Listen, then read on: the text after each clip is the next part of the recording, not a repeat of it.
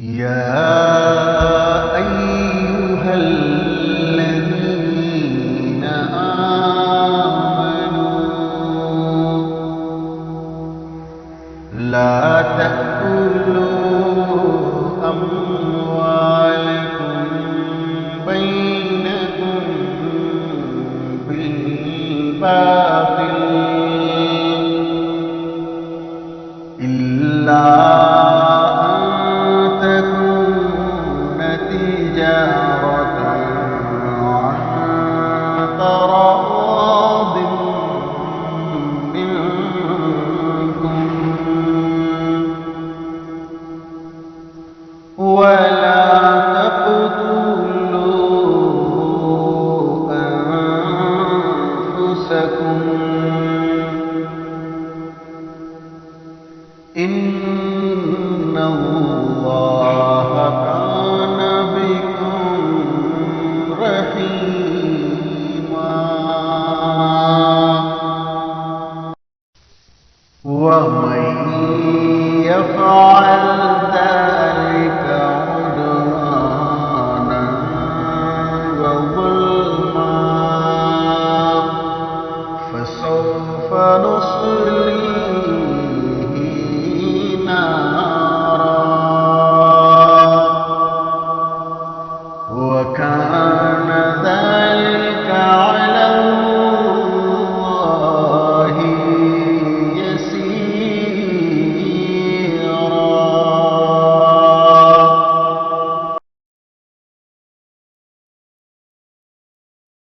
اے ایمان والو، تم آپس میں ایک دوسرے کا مال ناحق طریقے سے نہ کھایا کرو مگر یہ کہ آپس کی رضامندی سے تجارت کرو تو کوئی حرج نہیں ہے، اور تم اپنے آپ کو ہلاک نہ کرو، بے شک اللہ تم پر بڑا رحم کرنے والا ہے۔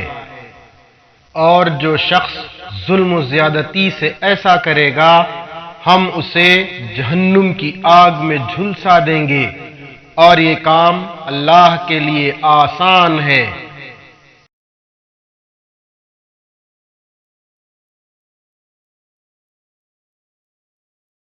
يا أيها الذين آمنوا لا تلهكم أموالكم بينكم بالباطل۔ اللہ تعالیٰ نے اپنے مومن بندوں کو باہم ایک دوسرے کا مال باطل طریقے سے کھانے سے منع کیا ہے۔ بالباطل سے تمام ناجائز طریقے مراد ہیں جن پر شریعت نے پابندی لگائی ہے۔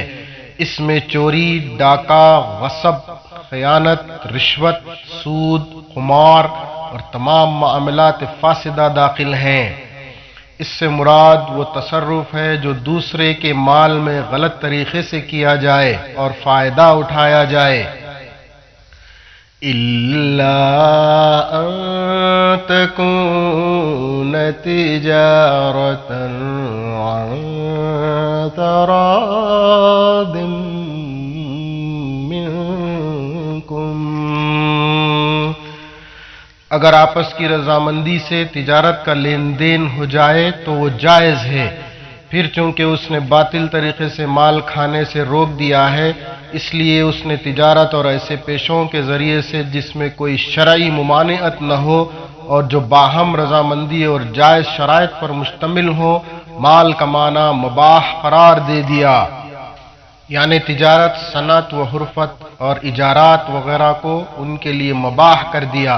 تجارت ہونے کے ساتھ ساتھ باہمی رضامندی کی شرط اس امر کی دلیل ہے کہ تجارتی عقد سود پر مبنی نہ ہو، کیونکہ سود تجارت نہیں ہے۔ اس آیت کریمہ میں اس بات کی دلیل ہے کہ معاہدے قول و فعل کے ذریعے سے اظہار رضامندی سے منعقد ہو جاتے ہیں، کیونکہ اللہ تعالیٰ نے عقد کے انعقاد کے لیے رضامندی کی شرط عائد کی ہے، اور رضامندی کا اظہار جس طریقے سے بھی کیا جائے اس سے معاہدہ منعقد ہو جائے گا۔ وَلَا تَقْتُلُوا أَنفُسَكُمْ، اور اپنے آپ کو ہلاک نہ کرو، یعنی ایک دوسرے کو قتل نہ کرو، اور نہ کوئی شخص اپنے آپ کو قتل کرے۔